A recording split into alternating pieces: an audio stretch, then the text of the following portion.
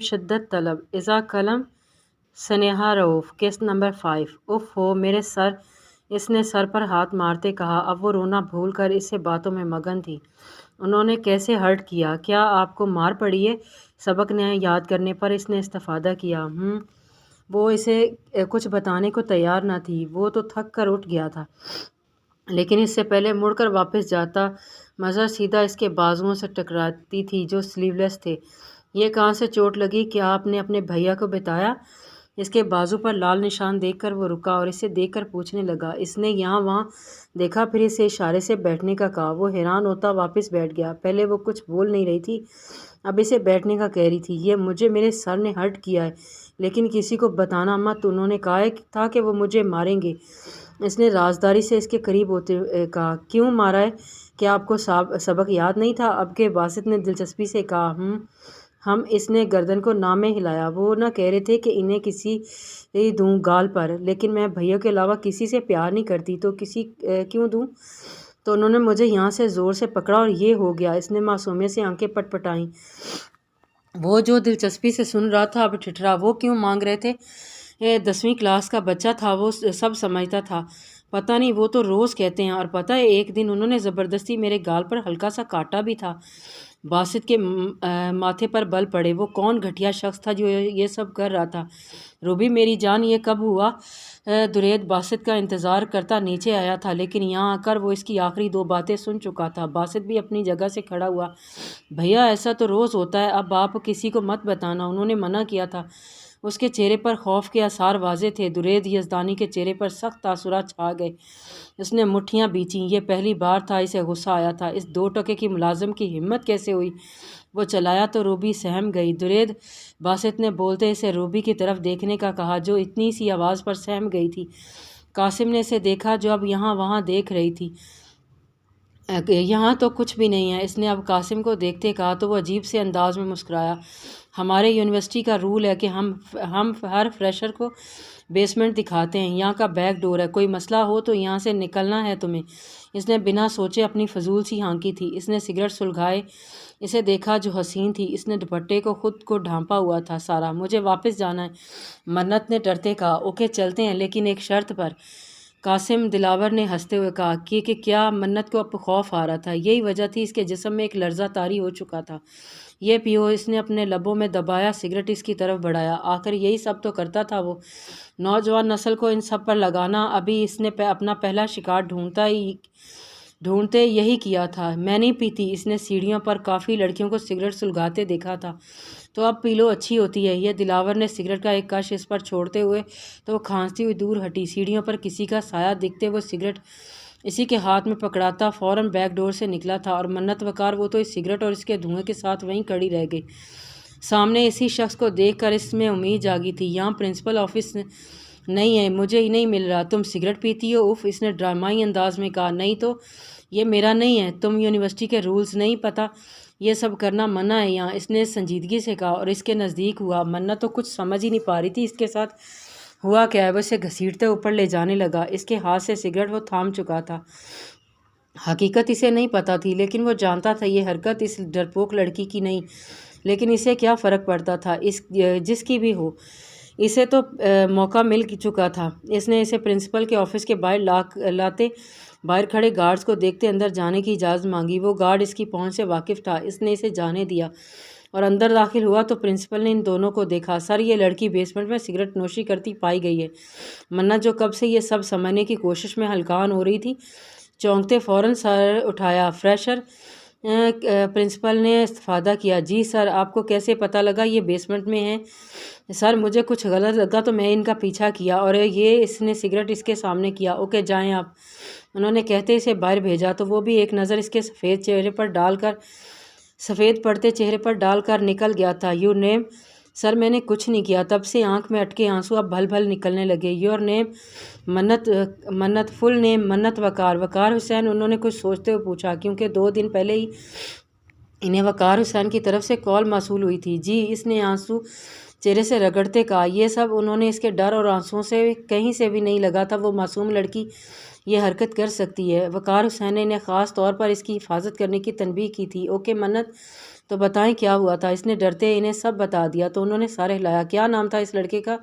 مجھے نہیں پتا۔ اوکے کوئی بات نہیں، ڈرنے کی ضرورت نہیں، آپ کو کوئی بھی مسئلہ ہو آپ مجھے انفارم کر سکتی ہیں۔ یو میں گو ناؤ، انہوں نے کہا تو اس نے نم آنکھوں سے سر اٹھایا۔ اگر یہ بات اس کے بابا کو نہیں وہ باہر نکلی تو وہ کچھ دور کھڑا شاید اسی کا منتظر تھا۔ وہ پاس سے گزری، رکی اور اپنی نم معصوم جھیل جیسی آنکھیں اٹھا کر اس کی طرف دیکھا۔ آئی ہیٹ یو، یہ 3 الفاظ ادا کرتے اس کی آواز رند گئی تھی۔ وہ دوڑتے ہوئے وہاں سے نکل گئی۔ یہ پہلی بار اس نے سنا تھا خود کے لیے، اور اب وہ نہ جانے کتنی بار سننے والا تھا۔ اس نے 11:15 بجے کا انتظار نہ جانے کیسے کیا تھا، اور پھر وقت آن پہنچا تھا۔ وہ خاموشی سے اس شخص کے ساتھ باہر نکل گئی تھی۔ کسی نے بھی ان سے نہیں پوچھا تھا کچھ، شاید درید یزدانی کا خوف تھا۔ وہ باہر گئی تو وہ اپنی گاڑی میں موجود تھا۔ وہ پیچھے بیٹھی تو اس نے گاڑی زن سے بھگائی اور مین روڈ پر ڈالی۔ تمہیں پتہ ہے ہم کہاں جا رہے ہیں؟ اس نے سامنے والے آئینہ اس پر سیٹ کرتے کہا۔ نہیں، اس نے کہتے کھڑکی سے باہر دیکھا۔ میرے فلیٹ، اس نے کہتے کچھ جاننا چاہا، لیکن اس لڑکی کے چہرے کے تاثرات ہن نواز تھے۔ اس نے سر جھٹکا۔ سب ایک جیسی ہوتی ہیں، اس نے دل میں سوچا، اور گاڑی کی سپیڈ بڑھائی۔ آج اسے اپا کا فون آیا تھا۔ وہ اس محلے دار لڑکی کو بچانا چاہتی تھی جو ان کے دوست کی بیٹی بھی تھی۔ اس نے ویسا ہی کیا تھا۔ ان کا کہنا تھا وہ اسے منظر عام سے 2 سال کے لیے غائب کر دے۔ اس کی سوتیلی ماں اور تایا کی ضمانت کل تک ہونے والی تھی جس سے وہ انجان تھی۔ اس کے باپ کو انصاف نہیں ملا تھا۔ وہ SHO کیسے اسے وہاں سے نکلوا لایا تھا۔ اس اندھے قانون کو دیکھتی وہ من ہی من میں مسکرائی تھی۔ اپنے تمام لوگ جو اونچے عہدوں پر فائز ہیں ان سے کبھی نہیں پوچھا جاتا کہ وہ کیا کرتے ہیں۔ اس کے چہرے کی تلخ مسکراہٹ آگے بیٹھے درید یزدانی نے بھی دیکھی تھی۔ اس نے گاڑی جھٹکے سے روکی تو وہ اس کے پیچھے اتری اور اس کے ساتھ اسے پیچھے چلنے لگی۔ تیسری بلڈنگ کے روم نمبر 46 میں آئے تھے۔ وہ فلیٹ اچھا خاصا وسیع تھا۔ اس نے اسے دیکھا جو جوتے اتارتے اب وہیں صوفے پر بیٹھ گیا تھا۔ بیٹھ جاؤ لڑکی، اس نے کہا تو وہ بھی بیٹھ گئی۔ اس 1 سال میں کیا کرو گی؟ ظاہر سی بات ہے اپنے آپ کو پالنے کے لیے کام تو کرنا پڑے گا۔ اس نے سر اٹھا کر اس شخص کو دیکھا۔ ایسے مت دیکھو، تم سارے کام میرے کرو گی بنا معاوضے کے۔ بھائی تمہیں اس جیل سے نکلوا کے لایا ہوں، اتنا تو بنتا ہے۔ اس نے سر ہلایا۔ آگے کیا ہمارا والا تھا وہ انجان تھی، لیکن تھوڑی سی پرسکون کے زندگی میں اس کال کوٹری میں نہیں گزارنے والی تھی۔ کہیں بھی کام کر لوں گی، آپ کوئی جگہ اتنے آسان ایک ساتھ نہیں کرتا۔ آج کر دیا ہے، وقت کے ساتھ ہو سکتا ہے آگے بھی کر دوں۔ اس نے جمائی لیتے بیزاری سے کہا۔ یہاں میرے کمرے کے علاوہ ایک گیسٹ روم ہے، اب وہ تو تمہیں نہیں دے سکتا۔ یہ باہر لاؤنج ہے اور ایک سٹور، جہاں رہنا ہے دیکھ لو۔ وہ کہتا اٹھ کر چلا گیا۔ اس نے اس فلیٹ میں موجود آخری دروازے کی طرف دیکھا اور اس کی طرف چلی گئی۔ وہ ایک چھوٹا سا سٹور روم تھا، لیکن زیادہ سامان نہ تھا۔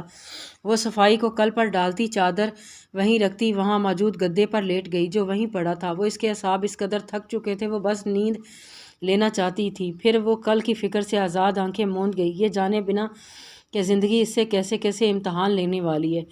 درید تم بلواؤ اسے فون کر کے۔ باسط نے اسے آنکھوں سے ٹھنڈے رہنے کی تلقین کی تھی۔ درید نے بچے جبڑوں سے ملازم کو آواز دیتے فون لانے کو کہا۔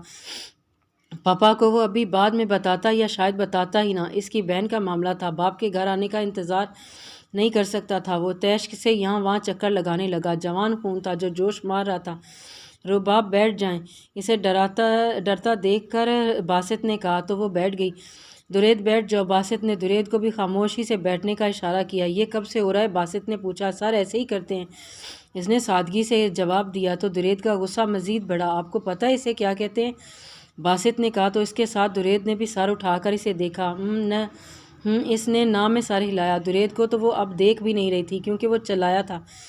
اسے بیڈ ٹچ بولتے ہیں۔ جب کوئی آپ کو ہاتھ لگائے اور چھونے کی کوشش کرے تو سمجھے یہ اچھا نہیں ہے، آپ کو فوراً اپنے بابا اور بھائیوں کو بتانا چاہیے تھا۔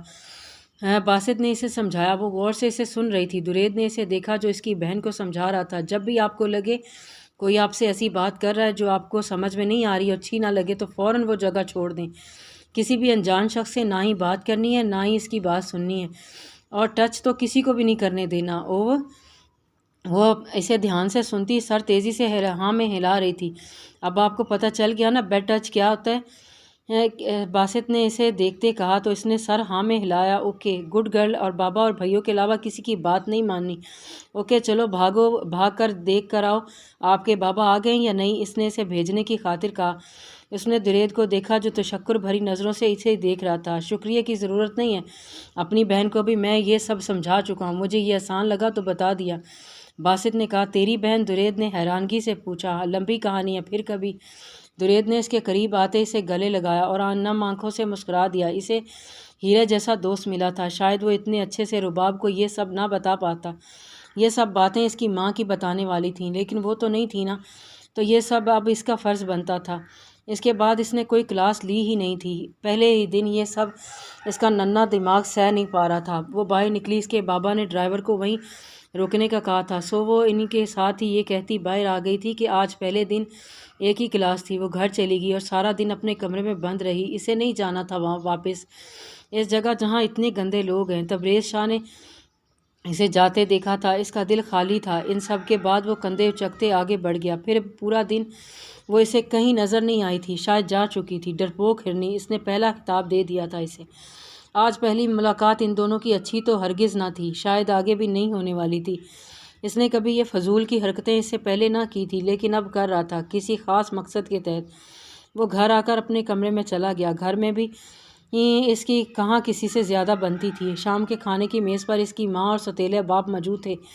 کب ختم ہو رہا ہے تمہارا آخری سیمسٹر؟ اس کے باپ نے منہ میں نوالا ڈالتے ہوئے پوچھا۔ 4 مہینوں میں، اس نے بنا ان کی طرف دیکھتے جواب دیا تھا۔ اس کی ماں فون پر مصروف تھی، کھانے کے ساتھ ساتھ ویسے بھی انہیں کہاں کسی میں دلچسپی محسوس ہوا کرتی تھی۔ اس کے بعد بزنس میں آؤ، بہت پیسہ لگایا ہے تم پر میں نے، ذرا مجھے بھی فائدہ پہنچاؤ کوئی۔ جی ڈیڈی، جلدی ہی۔ اس کا سوتیلا باپ اس کا آئیڈیل رہا تھا، ہمیشہ سے وہ انہی کی طرح کامیاب بننا چاہتا تھا، یہی وجہ تھی وہ ان کی ہر تلخ بات کو بنا کچھ کہے سہ جاتا تھا۔ میں جلد ہی آپ کو فائدہ پہنچا دوں گا ڈیڈی، اس نے دل میں سوچتے فیصلہ کیا تھا، جس پر انہیں 4 مہینوں میں کام کرنا تھا۔ صبح وہ اٹھی تو وہ جا چکا تھا۔ اس نے دوپٹہ باندھا اور کام میں جٹ گئی۔ وہ فلیٹ بظاہر تو صاف دکھ رہا تھا، لیکن تھا نہیں۔ سارا سامان گھر کے دروازوں الماریوں میں چھپایا گیا تھا کہ گھر صاف دکھے۔ اس نے سب نکال کر کوڑے کا ایک تھیلا بنا ڈالا، اور اب اس کی کمر کی حالت نازک تھی۔ شام کے 7 بجے اس نے سارا فلیٹ سوائے اس کے کمرے کے چمکا ڈالا تھا۔ اس نے اس کے کمرے میں جانا مناسب نہ سمجھا تھا، یہی وجہ تھی اس کے دروازے کے پاس بھی وہ نہیں گئی تھی۔ صبح اس نے کچن میں موجود ڈبل روٹی کے 2 پیس کھائے تھے۔ اب اس کی بھوک سے جان نکل رہی تھی، لیکن گھر میں کھانے کو کچھ نہ تھا۔ وہ بار بار پانی پی کر خود کو تسلی دیتی کہ شاید وہ آتا سامان لے آتا۔ شام 8:30 بجے اس کی واپسی ہوئی تھی۔ شام صاف گھر کو دیکھ کر اس کا دل پر اچھا تاثر پڑا تھا۔ اس نے کھانے کا شاپر کچن میں رکھا تو اس کی بھوک پھر سے چمک اٹھی تھی۔ کھانا نکالو، میں فریش ہو کر آتا ہوں۔ اسے اپنے کمرے میں چلا گیا تھا۔ کچھ دیر پہلے جو اس پر اچھا تاثر پڑا تھا وہ پل میں زائل ہوا۔ لڑکی، وہ چیخا۔ وہ جو سامان نکال رہی تھی چونکی اس کی طرف گئی۔ میرا کمرہ کس نے صاف کرنا تھا؟ وہ گھرایا۔ وہ مجھے لگا آپ کو برا لگے گا۔ کس چیز کا؟ اس نے بیزاری سی اس کی شکل دیکھی جو دوپٹے میں لپٹی تھی۔ آپ کی پرسنل چیزوں کو ہاتھ لگانے سے، اس لیے نہیں کیا۔ وہ اس کی آواز سے ہی ڈر گئی تھی، لیکن ہمت کرتے بولی، گھر کی ملازمہ کو اجازت ہوتی ہے تو تم بھی کر سکتی ہو، کل مجھے یہ صاف ملے۔ اس نے پل میں سے اس کی اوقات یاد دلائے۔